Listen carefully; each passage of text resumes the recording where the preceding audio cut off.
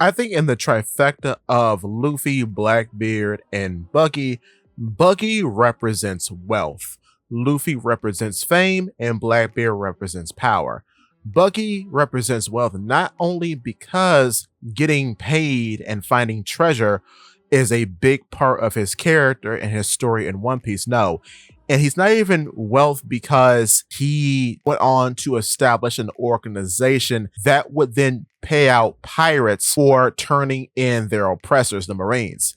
Not just because of that, it's because he technically, you could say, was raised by wealth because he was on Gold D. Roger's crew. Gold D. Roger has been called Gold Roger, so he represents the precious metal of gold. His left and right wings are Scopper Gabon and Silver's Rayleigh. Scopper comes from the word copper, another precious metal, and of course Silver's represents silver, another precious metal.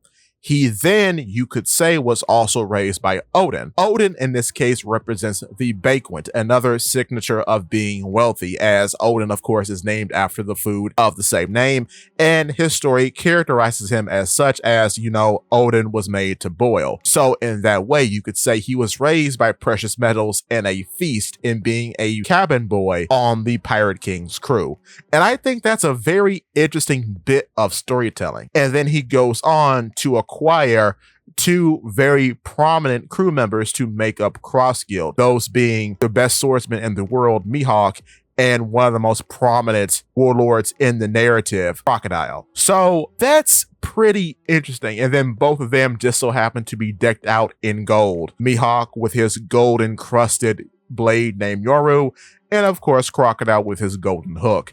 So I find that funny that not only was he raised by wealth, wealth continues to be the theme of his entire organization, just in the people who have joined him so far. Also, as a side note, and I saw this in a One Piece edit, but it doesn't make it any less true. Both in the Jolly Roger and in the joining poster for Cross Guild, you have Buggy's head in between two swords, representing the same visage that Gold D. Roger had upon his execution. And I find that very funny that it's Buggy who reflects Roger and not Shanks. Isn't that interesting? On top of that, it's very funny that Buggy has an ability that allows him to be invincible to cutting attacks, but everybody in his life has either been a blade wielder of some sort or a full legit swordsman. Gold D. Roger was a swordsman. Rayleigh was a swordsman. Gabon was an axe wielder. And Odin was a swordsman. Now in Cross Guild, he is surrounded by swordsmen. Kabaji is a swordsman. Mr. One is a blade man. Mihawk is a swordsman. And Crocodile uses his hook that has a blade attachment to it. And of course, you have Richie, who has fangs and claws. So I find that so interesting. Oh, also too, Mr. 3 has been known to make a blade in the past.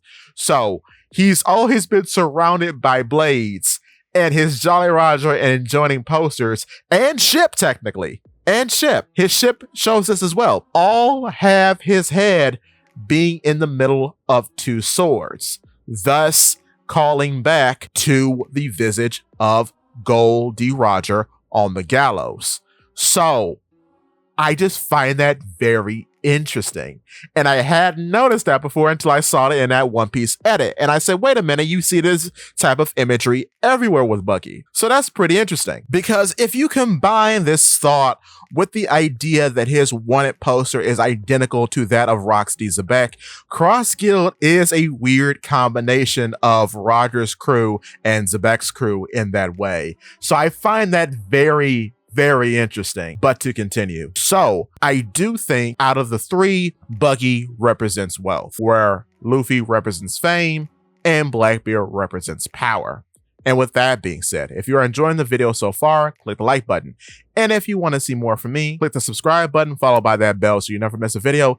In addition to, if you could, hit the hype button because it really does help. And with that being said, give me your thoughts and tell your friends about Polypede Wax.